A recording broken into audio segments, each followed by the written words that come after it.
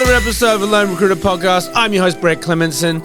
And if you're a recruiter, out on your own, or just lacking general advice or mentorship, you have come to the right place. Our episodes are designed to give you the motivation, the strategies, and the support you need to become the very best lone recruiter. So join us, grab a cup of coffee, and let's take your desk to another level. Now, today's episode. There are, in my opinion, only two hurdles in your way for you to become very, very successful at this job as a recruiter or in sales, right? And I'm almost certain that you have one of these hurdles in your way, and very likely you've actually got two hurdles in your way. Now, what are these hurdles? Hurdle one is knowing where you can improve. Or maybe the first hurdle is you don't know where you can improve. Either way, that's your first hurdle, is like, where is the area of improvement I need to make? Hurdle one. And then hurdle two is actually doing the fucking work to improve. So what's that first hurdle?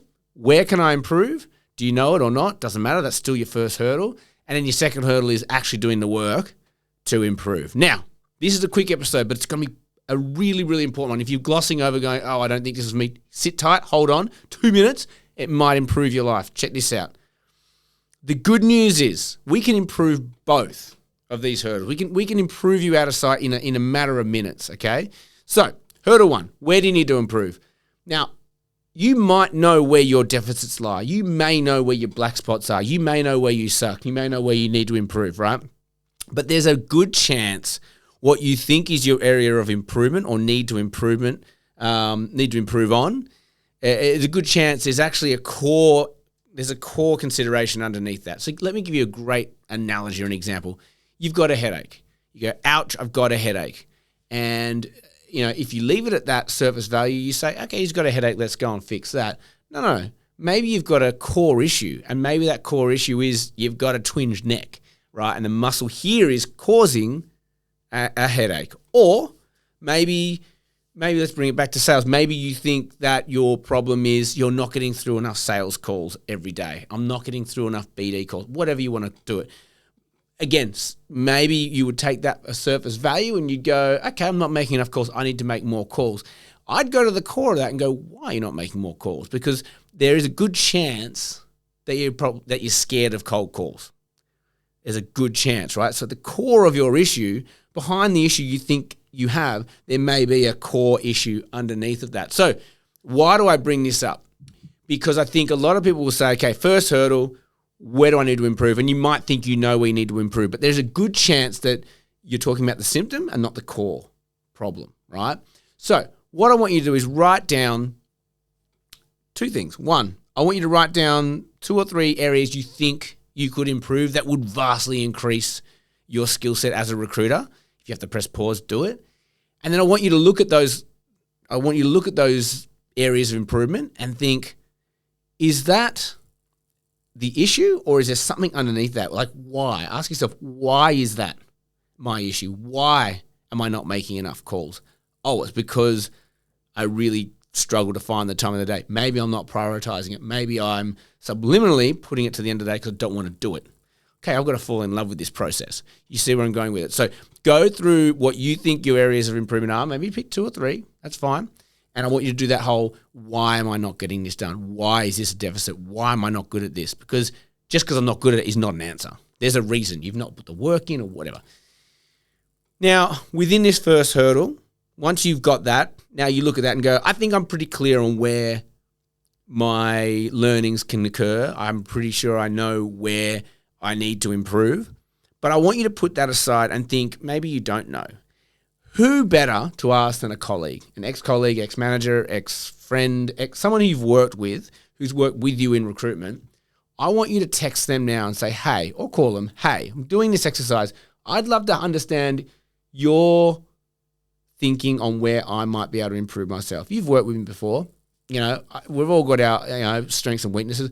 Where do you think I could put my attention this week and improve myself in one area of recruitment? Where do you think that is? What comes to mind? You might be absolutely surprised by the answer. And I'll tell you something. I'll tell you a little tip. If you're offended by the answer, guarantee it's hitting a nerve. Guarantee it, you already know that that's a hard truth, right? So someone says, I think it's your discipline, and then it feels offensive. It's offensive because it's hitting on a heartstring. There's a bit of truth behind that, right? So I think you need to acknowledge it. If you feel shitty with this exercise, don't feel shitty. Just think, okay, it might not have been delivered correctly. It might not be delivered nicely. However, there's truth behind it, and that I asked the question, right? And I want you to do that exercise because it's so valuable getting your peers' perceptions of you. You don't normally ask those sort of questions. No one's going to freely give you a criticism like that because why? It's mean. But once you open up and invite them to give you that criticism, you're going to get it. And that's what you want. Like that's where your growth is. And if you want to go one step further with working out where you need to improve, ask to multiple people. Ask 3 or 4 people. You might get an absolute consensus on where you need to put your energy. And that's a good thing. Right? Or it might confuse the shit out of you because it might give you 3 or 4 things to look at. But then you can kind of pick your battles and think, which is the most uncomfortable one here? And the most uncomfortable one there is probably where you stand to gain the most. So that's step 1. Let's go through that activity. Where is the hurdle? Hurdle number 1, where are we going to improve ourselves? You know, there's 2 ways you can go about and doing it. Now, number 2, hurdle. You know, the next thing is now you know where your learnings can occur. Do the fucking work.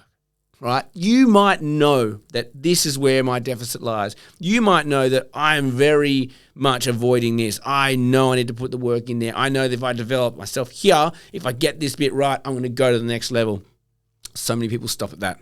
They think, now I've identified it, it's going to sort itself out. It's not. It's not. You need to put in the work. And that is hurdle number 2. Are you actually putting in the work to improve? I've got this book at the moment I'm reading. It's great. It's called Do the Work. And that is literally 100 pages, a sugar hit, basically saying, just fucking go. Just do it. Just make a mess and clean it up as you go. You know, don't overthink it. Thinking about the thing is not doing the thing. Looking at the thing is not doing the thing. Planning for the thing, researching the thing is not doing the thing you need to do. Doing the thing is the thing. Doing the thing is doing the thing. There's no 2 ways about it. So that is hurdle number 2, and that is the biggest one that we all have because we run out of time, we don't prioritize it, but guess what? Next month, you're exactly where you are this month.